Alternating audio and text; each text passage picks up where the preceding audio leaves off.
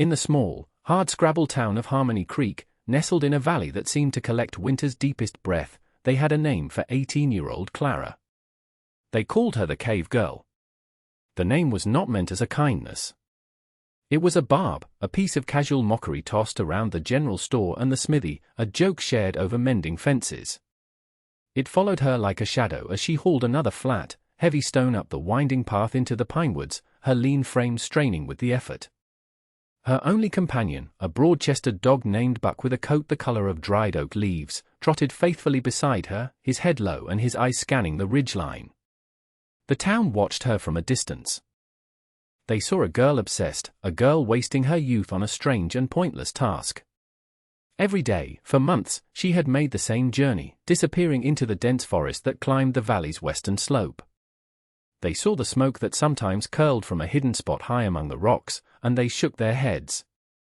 Building a home for squirrels, the blacksmith would chuckle, wiping soot from his hands.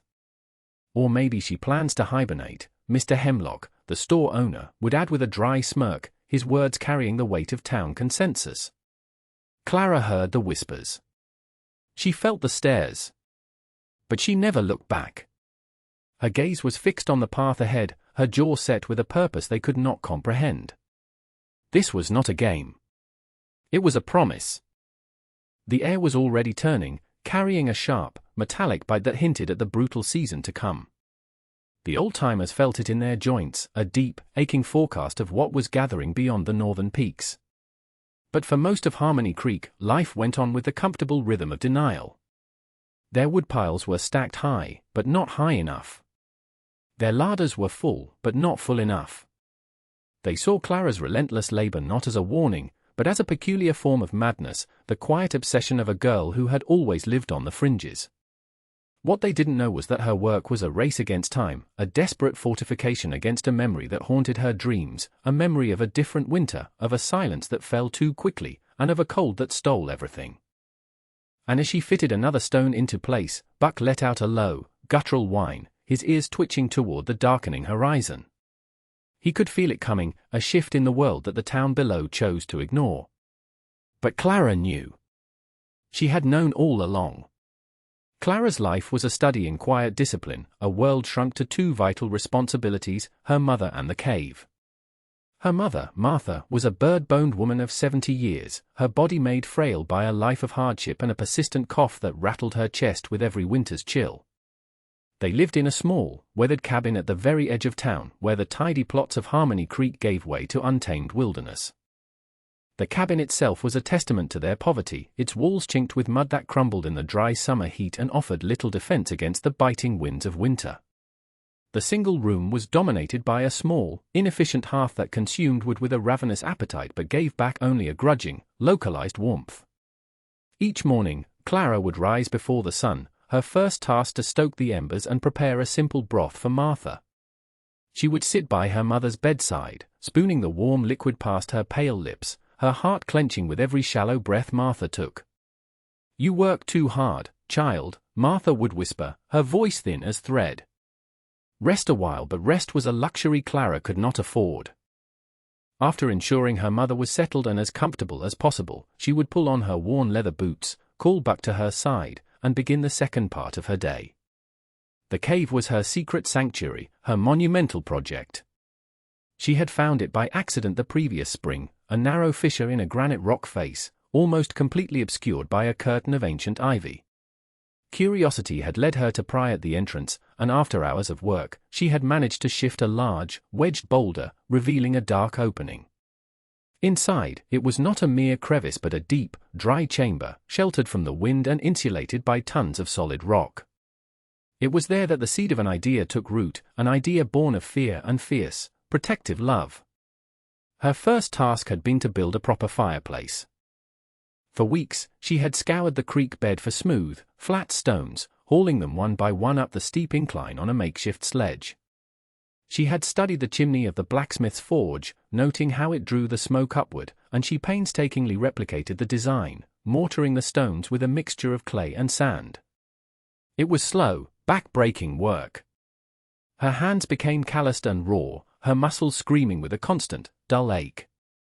But with each stone she set, a sense of security grew within her. After the hearth was complete, she had turned her attention to fuel. She spent the entire summer felling dead trees, sawing them into manageable lengths with a rusty bucksaw, and splitting them with a heavy maul. She stacked the wood along the cave's inner wall, a fortress of fuel that grew and grew until it reached the ceiling. It was an astonishing amount, far more than any single family in Harmony Creek had prepared. She stockpiled dried herbs, sacks of beans and flour, and rendered tallow for lamps, creating a self-contained world designed for one purpose: survival. Buck was her constant shadow, a silent, watchful presence. He seemed to understand the gravity of her work, never straying far, his dark eyes alert to the slightest sound in the forest. He was more than a pet, he was her partner, her confidant in this silent, urgent endeavor. The town saw a girl playing in a hole in the ground. They saw a fool wasting her strength. They did not see the meticulous planning, the engineering born of instinct, or the sheer force of will that was transforming a dark cavern into a bastion of life. The social ecosystem of Harmony Creek operated on a currency of shared opinion, and the prevailing opinion on Clara was one of amused pity. Her trips to Hemlock's general store for supplies were a recurring piece of town theater. She would enter quietly, her list written on a scrap of paper, Buck waiting patiently by the door. Mr. Hemlock, a man whose spine seemed to have been permanently stiffened by disapproval, would watch her over the top of his spectacles as she gathered her meager purchases. "Another sack of beans, Clara?" he'd ask, his voice loud enough for the other customers to hear. "You and that dog must have a powerful appetite up there on that hill." The men gathered around the pot-bellied stove would chuckle into their hands. Clara would simply nod, her face impassive, and count out the few coins she had earned from selling medicinal herbs to the town doctor. "Don't you worry about your mother, all alone in that drafty shack while you're off playing in the dirt," a woman named Beatrice once chimed in, her voice dripping with feigned concern. "It's for my mother," Clara replied, her voice low but firm, meeting the woman's gaze for a brief, intense moment before turning back to the counter. Her quiet dignity only seemed to fuel their condescension. They couldn't understand it, so they ridiculed it. Her project became a local legend, a cautionary tale for idle hands. Parents would point up toward the woods and tell their children, "See that? That's what happens when you get lost in foolish notions." The only person who seemed to withhold judgment was Dr. Alastair Finch. He was a quiet, thoughtful man who had tended to the town's ailments for 30 years. He saw the desperation behind Clara's eyes, the fierce, almost feral determination. When he made his weekly visit to check on Martha, he would sometimes see the raw blisters on Clara's hands or the smudge of clay on her cheek. He would ask about her mother's breathing, listen to her chest, and leave a small bottle of herbal tonic. Once, as he was leaving, he paused at the door. "That's a heavy burden for one person to carry, Clara," he said gently, his eyes full of a sad understanding. He didn't ask what she was doing, but his tone implied that he suspected it was something more than a childish game. He saw not madness, but a profound and exhausting purpose. His quiet empathy was a small island in the sea of the town's scorn, a momentary reprieve that gave Clara the strength to face another day of labor. She never explained herself, not to the doctor, not to anyone. Her work was its own language, one she knew they would never understand unless they were forced to. And she had a sinking feeling, a cold certainty in her bones, that the day of translation was coming far sooner than anyone in the valley was prepared for. The bond between Clara and her mother was woven from threads of quiet love and unspoken fear. Inside the chilly confines of their cabin, the world of town gossip and hard labor fell away, leaving only the soft sounds of Martha's breathing and the crackle of the small fire. Clara would spend her evenings mending their worn clothes by the light of a tallow lamp, her hands, though rough and calloused from her work at the cave, moving with a gentle, practiced grace. She would read to Martha from an old, tattered book of poems, her voice a low murmur that seemed to soothe the ever-present rattle in her mother's chest. Martha, for her part, watched her daughter with a mixture of pride and deep-seated worry. She knew about the cave, though they never spoke of it directly. She saw the exhaustion etched on Clara's young face and the immense strength that had settled into her shoulders. "Your father would be so proud of you," Martha whispered one evening, reaching out a trembling hand to touch Clara's cheek. "He always said you had the spirit of the mountain in you. Strong. Unshakable, a shadow passed over Clara's face at the mention of her father. His memory was the silent, driving force behind everything she did, the ghost at the heart of her relentless preparation. The thought of him was both a comfort and a wound, a source of strength and a well of sorrow. Buck was the bridge between their two worlds. In the cabin, he was a gentle guardian, lying with his head on Martha's lap, his presence a warm, solid comfort. He seemed to know when her breathing was labored, nudging her hand with his wet nose as if to remind her he was there. But the moment Clara picked up her tools, his demeanor would shift. He would become the vigilant protector, the scout, the tireless companion on the trail to the cave. He was the keeper of her secret, the only other living soul who understood the full scope of her mission. He had been there when she first cleared the entrance, his barks echoing in the newly discovered space. He had watched her lay the first stone of the hearth, and he had slept by her side in the cool darkness of the cave on long summer afternoons when the heat outside was too oppressive to work. This trio, the frail matriarch, the determined daughter, and the loyal dog, formed a silent pact against the world. Their love was not one of effusive words but of quiet actions, a warm blanket tucked in just so, a bowl of hot soup, a watchful presence at the foot of a bed. Clara's work at the cave was the ultimate expression of this love, a testament written in stone and sweat. It was her prayer against the coming cold, a shield against the fragility of the life she was so desperate to protect. Each log she stacked was a promise to her mother, "You will be warm, you will be safe, you will not be taken from me." The town saw a strange girl digging in the woods, they couldn't see the fortress of love she was building. The first sign was the silence. One morning in late autumn, the usual chorus of birdsong was absent. The forest seemed to be holding its breath. A profound stillness settled over the valley, heavy and oppressive.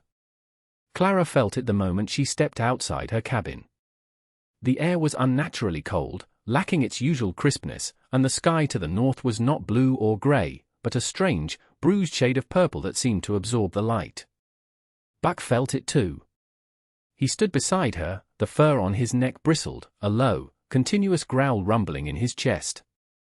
His eyes were fixed on the northern ridge, unblinking. He refused his morning meal, pacing restlessly by the door, whining in a way that sent a shiver down Clara's spine. Throughout the day, more portents appeared. A herd of deer, usually shy and elusive, bolted through the woods near her cave, their eyes wide with panic. Squirrels, which had been frantically gathering nuts for weeks, vanished completely, their chatter silenced. The world was battening down its hatches. In town, most people were oblivious. They commented on the unusual chill, pulling their collars tighter, but attributed it to nothing more than an early cold snap. Mr. Hemlock sold a few extra blankets, and the blacksmith took orders for new stovepipes, but the deep, instinctual alarm that gripped Clara was absent from their conversations. They were insulated by the thin walls of their own experience, unable to read the terrifying language of the sky. Clara, however, recognized the signs. Her father, a man who had lived his life by the rhythms of the wild, had taught her to read the weather not with instruments, but with her senses. He had told her about the white hurricane, a rare and catastrophic blizzard that could descend from the mountains with shocking speed, burying everything in its path. He had described the eerie silence, the strange color of the sky, and the terror of the animals. He had spoken of it with a grave respect, a deep-seated fear that she now felt echoing in her own heart. The warnings galvanized her. There was no more time for slow, methodical work. A frantic urgency took hold. She made one last trip to the cave, her sledge loaded with the last of their flour, salt, and the precious bundles of medicinal herbs for Martha's cough. She checked the chimney flue, ensuring the drawer was perfect. She arranged her kindling and tinder, ready to spark to life at a moment's notice. She worked with a feverish intensity, her movements quick and precise, adrenaline sharpening her focus. She was no longer just preparing, she was staging for a siege. As dusk fell, the purple on the horizon deepened to a near black, and the first snowflake drifted down. It was not a gentle flake, but a large, heavy one, like a pellet of ice. Then another, and another. Within minutes, the air was thick with them, and a low, mournful sound began to build in the distance, the sound of the wind, waking from its slumber. The storm did not arrive, it detonated. The wind that had been a distant moan escalated into a deafening, shrieking howl that seemed to tear at the very foundations of the world. Snow began to fall not in flakes, but in blinding, horizontal sheets, a solid wall of white that erased the landscape, the forest, and the town itself. The temperature plummeted with breathtaking speed, the cold so intense it felt like a physical blow. In Harmony Creek, the casual confidence of the morning shattered into panic. The wind ripped shutters from their hinges and tore at the roofs of cabins. Snow began to accumulate in massive drifts, burying doorways and blocking paths within the first hour. The woodpiles that had seemed so plentiful were quickly swallowed by the rising tide of white, inaccessible. Families huddled inside their homes, listening to the terrifying roar of the storm, the flimsy construction of their shelters groaning in protest.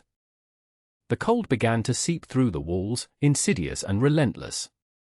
For Clara and Martha, the situation was even more dire. Their small cabin, exposed at the edge of town, bore the full brunt of the storm's fury. The wind slammed against the thin plank walls, and fine, powdery snow began to spray through a dozen tiny cracks, dusting the floor and furniture with a layer of icy frost. The roof, burdened by the rapidly accumulating weight, began to make a terrible groaning sound, a sharp crack echoing through the room like a gunshot. Martha, wrapped in every blanket they owned, was seized by a violent fit of coughing, each spasm shaking her frail body. Clara knew with chilling certainty that they would not survive the night in that cabin. The structure was failing, and the cold was already winning. The time had come. There was no fear in her, only a cold, clear resolve. She had prepared for this moment for months. Every stone she had lifted, every log she had split, had been for this. She moved with practiced efficiency, her actions deliberate and sure. She loaded her mother onto the small, sturdy sledge she had built, securing her tightly with ropes and piling the blankets high. She pulled Martha's woolen cap down low and wrapped a thick scarf around her face, leaving only a small opening for her to breathe. She strapped a lantern to the front of the sledge, its small, flickering light a tiny beacon against the raging chaos. Then she turned to Buck, who was waiting by the door, his body tense and ready. "Lead the way, boy," she said, her voice steady. "To the cave. Take us home." With a final, sorrowful look at the little cabin that had been her entire world, she unlatched the door and plunged into the maelstrom. The force of the wind nearly knocked her off her feet, and the cold stole her breath. It was like stepping into another world, a formless, roaring void of white.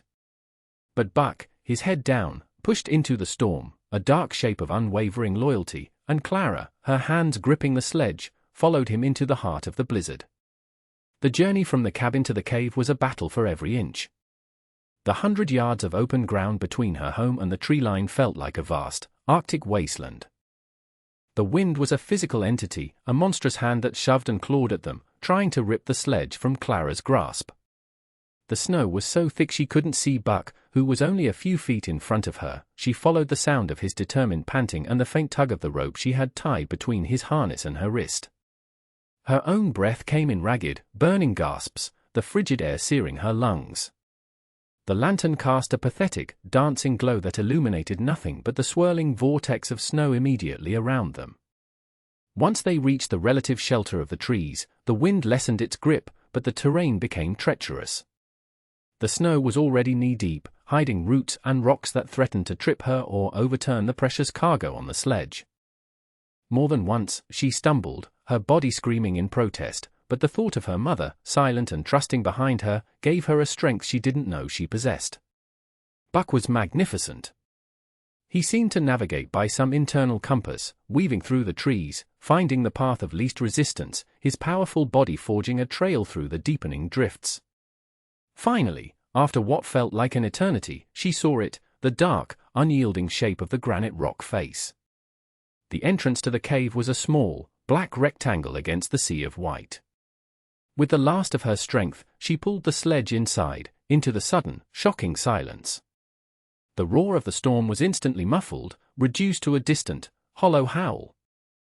The air inside was still and cold, but it was a dead cold, not the living, predatory cold of the blizzard. She collapsed against the wall for a moment, her body trembling with exhaustion and relief. But there was no time to rest.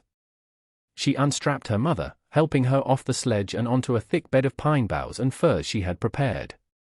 Martha's eyes were wide with a mixture of fear and awe as she looked around the cavern. Then, Clara turned to the hearth. With numb fingers, she struck a flint against steel, the spark catching in the tinder-dry moss she had gathered. A tiny flame flickered to life. She fed it delicate shavings of wood, then larger kindling, her movements patient and focused. The small flame grew, licking at the larger log she had laid in the grate. Within minutes, a robust fire was crackling in the stone hearth, the chimney drawing the smoke perfectly up and out of the cave. A warm, golden light filled the chamber, pushing back the darkness, painting the stone walls with dancing shadows. The oppressive chill began to retreat. Clara heated a pot of broth over the flames and helped her mother drink. The warmth spread through Martha's body, and the color began to return to her cheeks. She looked at her daughter, at the roaring fire, at the immense stacks of wood, at the well-stocked larder, and her eyes filled with tears. "You did this," she whispered, her voice thick with emotion. "You saved us in the warm, safe heart of the mountain, surrounded by the fruits of her labor, with Buck curled at her feet and the storm raging impotently outside." Clara finally allowed herself to feel a profound sense of peace. She had built an ark, and she had brought her family to safety. Dr. Finch was a man of duty. As the blizzard intensified, his thoughts turned not to his own comfort, but to the most vulnerable residents of Harmony Creek. At the top of his list was Martha. He knew her lungs were weak, and he knew her cabin was little more than a sieve against the wind. Bundled in his heaviest oilskins, he fought his way through the storm, his medical bag clutched in his hand. The short walk to the edge of town was a brutal ordeal. When he finally reached Clara's cabin, his heart sank. The roof had partially collapsed on one side, and the door was swinging open, banging violently in the wind. The interior was filled with snow, the furniture overturned. It was empty. A terrible fear gripped him. He imagined them buried in the snow, lost in the storm. But then, through the blinding white, he saw them, a single set of tracks, one left by a sledge, leading away from the cabin and into the woods. Against all logic, he followed them. He was a man of science, but he felt a strange pull, a desperate hope guiding his steps. The trail led him up the slope, to the granite rock face he had seen from a distance but never approached. He saw a faint, warm light flickering from a dark opening, a light that seemed impossible in the heart of such a storm. He cautiously stepped inside and stopped, utterly stunned. He had walked out of a frozen hell and into a pocket of civilization. A large fire blazed in a masterfully built stone hearth. Clara was tending to her mother, who was resting comfortably on a bed of furs, looking warmer and safer than he had ever seen her. The cave was spacious, dry, and filled with an incredible store of provisions. He saw the towering stacks of firewood, the sacks of food, the neat bundles of herbs. He saw not the work of a mad girl, but the creation of a brilliant survivor. "Clara," he breathed, his voice hoarse with disbelief. "My word." News of their survival, and the existence of the shelter, spread with the desperate speed of a prayer. Dr. Finch, after ensuring Martha was stable, made his way back to town, a man on a mission. His first stop was the Hemlock House. Their stovepipe had clogged with ice, and their cabin was filling with acrid smoke. Their firewood was buried under a 10-foot drift. They were freezing, their children crying. "Clara," the doctor said, his voice cutting through their panic. "She has a shelter. A safe place." In the woods, Mr. Hemlock stared at him, his face a mask of confusion and shame. The cave girl? It seemed impossible. But desperation was a powerful motivator. Guided by the doctor, who was now joined by the blacksmith and his family, they formed a small, struggling line and fought their way up the path. When Hemlock stepped into the warmth and light of the cave, his jaw dropped. He saw his own children being given a warm blanket by the very girl he had mocked for months. He saw the quiet, competent way she moved, adding a log to the fire, checking on her mother, offering a cup of hot broth to the blacksmith's wife. There was no "I told you so" in her eyes, no hint of triumph. There was only a calm, steady compassion that was more humbling than any rebuke. As more families trickled in, their faces etched with fear and frost, the cave transformed into a communal sanctuary. The space that had been Clara's private obsession became the town's salvation. Children, who had been shivering uncontrollably minutes before, were now huddled near the fire, their eyes wide with a mixture of fear and wonder. The adults sat in stunned silence, the sheer scale of Clara's preparation slowly dawning on them. They looked at the perfectly constructed chimney, the neatly stacked provisions, the sheer volume of firewood that represented an entire summer of relentless, solitary labor. The air was thick with the smells of wood smoke, drying wool, and brewing herbal tea. It was Mr. Hemlock's wife, Beatrice, who finally broke the silence. She had been one of the most vocal critics, her sharp words about Clara's foolishness a common refrain at the general store. She sat on a low stone ledge, watching Clara gently tend to Martha, her expression a complex mixture of awe and deep, profound shame. "Why?" she asked, her voice barely a whisper, but it carried in the hushed space. "Clara, why did you do all this? How could you have known?" All eyes turned to Clara. She finished adjusting her mother's blankets before she looked up, her gaze sweeping over the faces of the people who had ostracized her. There was no anger in her expression, only a deep, weary sadness. "My father died in a storm like this," she said, her voice quiet but clear, each word landing with the weight of a stone. 10 years ago. It came on just as fast. We thought we were prepared, but we weren't. The roof of our old cabin gave way. He went out to try and find help." She paused, her eyes looking into the fire as if seeing a memory play out in the flames. "He never made it back. We found him in the spring, not a quarter-mile from the house. He froze trying to save us." A collective gasp went through the cave. The town knew she had lost her father, but the raw, brutal details had been buried with him. "My mother's health was broken by that winter," Clara continued, her voice gaining a steely edge. The cold settled into her bones and never left. "I made a promise to my father's memory. I promised that I would never let her be cold again. I would never let the mountain take her from me too." The revelation fell upon the room with the force of a physical blow. Her obsession was not madness. It was a memorial. Her strange project was not a game, it was an act of fierce, preventative love, a decade-long vigil against a ghost. Every swing of the axe, every stone she had carried, had been a defiant cry against the past. Mr. Hemlock lowered his head, his face crumbling with shame. The cave girl was gone. In her place was a young woman of extraordinary strength, foresight, and a love so powerful it had literally moved a mountain. They hadn't been laughing at a fool, they had been mocking a hero. The blizzard raged for 3 days. For 3 days, the cave was a world unto itself, an island of warmth and life in an ocean of frozen chaos. Under Clara's quiet leadership, a new community was forged in the firelight. The men took turns venturing just outside the entrance to gather snow to be melted for water. The women helped portion out the food, making the stores stretch to feed everyone. Dr. Finch tended to those with frostbite and kept a close watch on Martha, whose breathing, in the consistent warmth, had actually improved.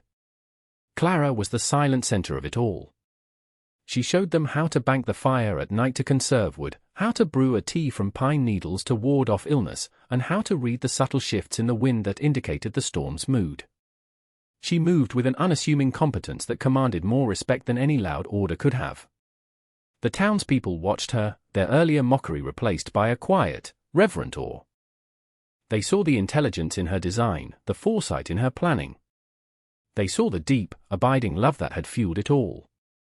Mr. Hemlock, a man accustomed to being the center of the town's social gravity, found himself on the periphery, humbled and silent.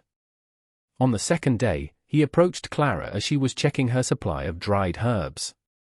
"Clara," he began, his voice thick and unfamiliar with the weight of apology.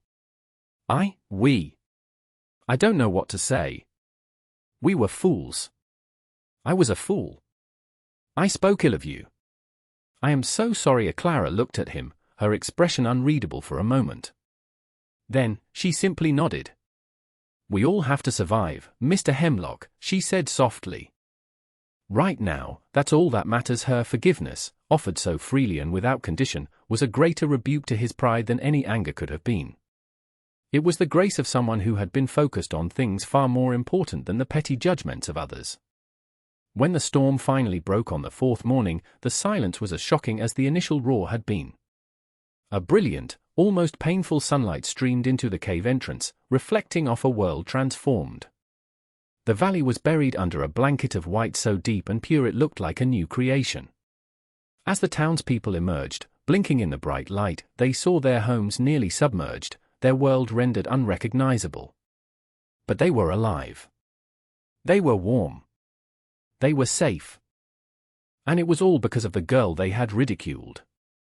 In the days that followed, the spirit of the cave carried back down into Harmony Creek. The men, led by the blacksmith, dug out paths and checked on every home. They organized a crew to rebuild the collapsed section of Clara's roof, using better timber and techniques they had learned from her meticulous work. Beatrice and the other women brought over preserved foods, quilts, and supplies, their offerings a silent apology. They no longer called her the cave girl. They called her Clara, and they said her name with a respect that bordered on reverence. The story of what she had done became the new town legend, a tale not of foolishness, but of wisdom, love, and the quiet strength that often goes unseen. The town had been saved not by its loudest voices, but by its quietest hands.